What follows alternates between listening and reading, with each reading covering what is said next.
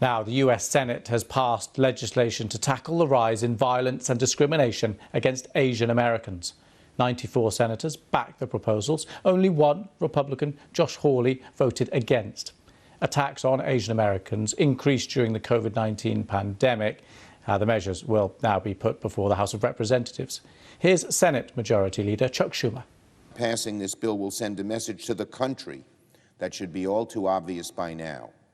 Hate crimes will not be tolerated, and federal law enforcement will do everything in its power to detect, deter, and if necessary, prosecute crimes to the full extent of the law.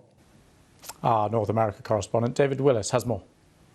A survey conducted in the last few weeks found that about a third of Asian Americans lived in fear of being attacked, and 80% thought that the violence against them as a group was increasing. Indeed, a group which monitors these sorts of things said that it had received close to 3,800 complaints over the course of the last year, basically over the course of the pandemic. Largely, it's verbal attacks, if you like, but there have been some physical assaults and even some deaths. Now, some activists blame this in part, at least, on the rhetoric of the former President Donald Trump, who was given to referring to the coronavirus, of course, as the China virus or the Kung flu. But there's another problem here, and that is that it's quite difficult to bring prosecutions, hate crime prosecutions of this kind, because in order to do so, prosecutors have to prove bias, and that apparently is something that can be quite difficult